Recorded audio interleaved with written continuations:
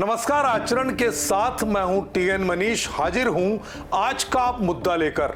आज बात उपराष्ट्रपति जगदीप धनखड़ के अचानक राष्ट्रपति को सौंपे गए इस्तीफे पर। जाहिर तौर पर उन्होंने राष्ट्रपति द्रौपदी मुर्मू को अपने स्वास्थ्य का कारण गिनाते हुए इस्तीफा दिया है और अपने आधिकारिक एक्स हैंडल पर भी उपराष्ट्रपति ने उन सभी का आभार माना जिन्होंने कार्यकाल के दौरान पूरा सहयोग किया।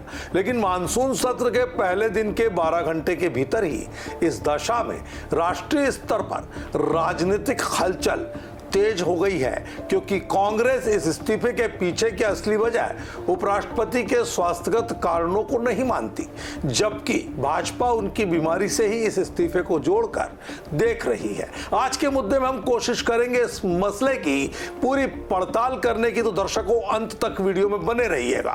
कांग्रेस ने धनखड़ के इस्तीफे को लेकर सवाल उठाए हैं, जबकि बीजेपी ने स्वास्थ्य को प्राथमिकता दी है। कुछ अटकलें हैं कि धनखड़ को सरकार से दबाव महसूस हुआ हो सकता है, लेकिन ये सिर्फ अटकलें हैं, कोई ठोस सबूत या आधार इनके पीछे नहीं रहा है। जगदीप जी का जन्म 18 मई 1951 को राजस्थान के झुंझुनू जिले में हुआ था। उनकी प्रारंभिक शिक्षा सैनिक स्कूल चित्तौड़गढ़ से हुई और उन्होंने भौतिकी में बीएससी और कानून में एलएलबी की डिग्री हासिल की। राजनीतिक रूप से वे 1989 में लोकसभा के सदस्य बने।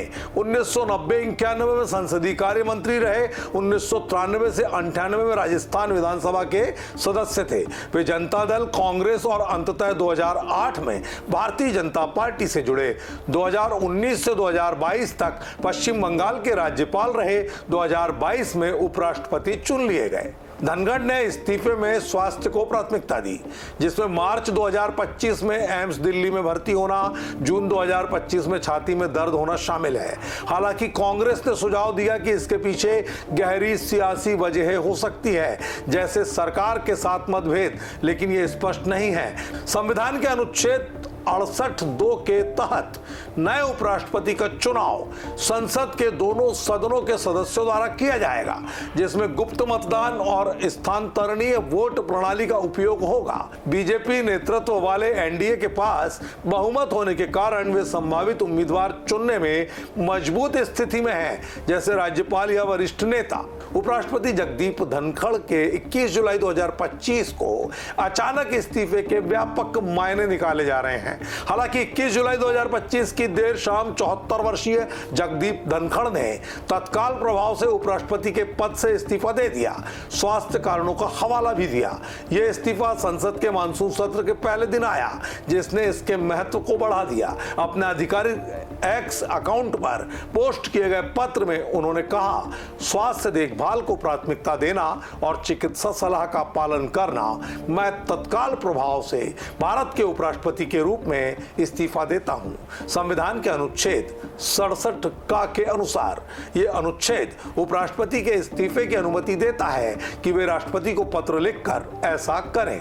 हाल के स्वास्थ्य मुद्दों में मार्च 2025 में एक जटिल हृदय प्रक्रिया शामिल रही, जिसमें 9 मार्च से 12 मार्च तक धनखड़ एम्स दिल्ली में भर्ती रहे और 25 जून को उत्तराखंड में एक कार्यक्रम के दौरान उन्हें अचानक छाती में दर्द उठा था। ये दोनों एपिसोड शामिल हैं। इन स्वास्थ्य चिंताओं को प्राथमिकता कारण के रूप में उद्धृत किया गया है। हालांकि राजनीतिक हलकों में गहरे मकसदों पर अटकलें लगाई जा रही है।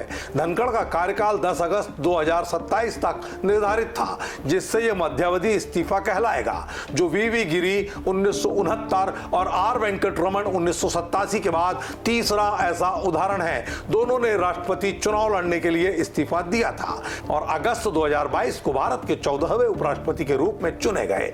मार्गरेट आल्वा को 528 वोटों से उन्होंने हराया था। धनखड़ के परिवार में उनकी पत्नी डॉक्टर सुदेश धनखड़, जो अर्थशास्त्र में स्नातकोत्तर है और वनस्थली विद्यापीठ से स्नातक है, उनकी बेटी कामना, जो कार्तिकेय वाजपेयी से शादीशुदा है, शामिल है। डॉक्टर सुदेश सामाजिक कार्यकर्ता और जैविक खेती में सक्रिय रूप से शामिल है, जो परिवार की सामुदायिक सामाजिक कल्याण के प्रति संकल्प की भावना को दर्शाती है। नए उपराष्ट्रपति के चुनाव के लिए संवैधानिक ढांचा अनुच्छेद 68(2) के द्वारा शासित होता है, जो तय करता है कि रिक्त होने के बाद जितनी जल्दी हो सके उपराष्ट्रपति का चुनाव कराया जाना होगा। प्रक्रिया उपराष्ट्रपति चुनाव नियम 1997 और जन प्रतिनिधित्व अधिनियम के तहत विस्तारित है, जिसमें भारत के चुनाव आयोग द्वारा चुनाव की देखरेख की जाती है। इसमें दोनों सदनों के सभी सदस्य वोटर के तौर पर शामिल होते हैं, जिसमें नामित सदस्य भी शामिल हैं, जो कुल 788 सांसदों, लोकसभा के 543 और राज्यसभा के 245 तक पहुंचते हैं। मतदान गुप्त मतपत्र के माध्यम से किया जाता है, जिसमें एकल स्थानांतरणीय वोट प्रणाली का उपयोग होता है, जो सभी दलों के प्रतिनिधित्व को सुनिश्चित करता है। नया उपराष्ट्रपति कार्यभार संभालने की तिथि से पूरे 5 साल के लिए कार्य करता है। धनखड़ के कार्यकाल के शेष नहीं। जब तक नया उपराष्ट्रपति नहीं चुना जाता, राज्यसभा के उपसभापति हरिवंश नारायण सिंह, जो अगस्त 2022 से पद पर हैं, अनुच्छेद 91 के तहत अध्यक्ष के रूप में कार्य करेंगे। तमाम मीडिया आउटलेट्स ने इस घटना को व्यापक रूप से कवर किया है।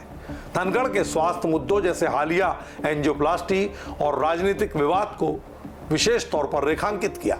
विशेषज्ञों का सुझाव है कि स्वास्थ्यगत कारणों को आधिकारिक कारण के रूप में भले ही शामिल किया गया हो, लेकिन जयराम रमेश की प्रतिक्रिया कांग्रेस की मोदी से हस्तक्षेप की अपील को सीधे तौर पर उजागर करती है और अगले उपराष्ट्रपति चुनाव के लिए एनडीए की रणनीति पर अटकलें भी लगाती है। 21 जुलाई 2025 को जगदीप धनखड़ का इस्तीफा स्वास्थ्य कारणों का हवाला देते तो हो गया, लेकिन भारतीय राजनीति में एक नया अध्याय इस इस्तीफे ने खोल दिया है, जिसका तत्काल प्रभाव मानसून सत्र और आगामी उपराष्ट्रपति चुनाव पर पड़ता है, जबकि स्वास्थ्य को आधिकारिक रूप से उद्धृत किया गया है। राजनीतिक प्रतिक्रियाएं तनावों का सुझाव देती है, जिससे ये एक निरंतर जांच का विषय बन गया है। संवैधानिक प्रक्रिया समय पर चुनाव तय कराती है, जिसमें एनडीए अपने बहुमत का लाभ उठाने की पूरी कोशिश करेगा, जबकि विपक्ष शासन के मुद्दों को उजागर करने का प्रयास करेगा। ये घटना भारतीय लोकतांत्रिक ढांचे में स्वास्थ्य, राजनीति और संवैधानिक तंत्र के गतिशील विरोध को पूरी तरह से जाहिर करती है। आज के मुद्दे के लिए इतना ही। मुझे दीजिए इजाजत। आप देखते रहिए आचरण न्यूज। नमस्कार। देश दुनिया की सभी खबरें देखने के लिए जुड़े रहिए आचरण न्यूज से। आचरण न्यूज, हर कदम आपके साथ।